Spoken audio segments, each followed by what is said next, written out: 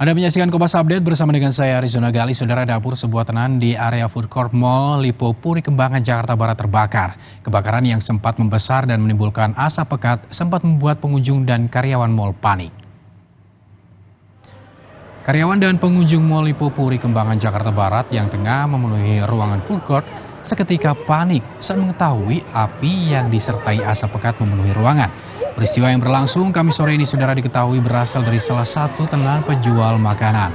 Api sendiri berhasil dipadamkan dengan menggunakan alat pemadam ringan atau APAR yang berada di dalam mall. 3 unit mobil pemadam dengan 11 orang petugas pemadam kebakaran dikerahkan untuk mencegah perambatan. Dari informasi petugas pemadam kebakaran, api diketahui berasal dari panel listrik milik kios yang diduga mengalami korsleting.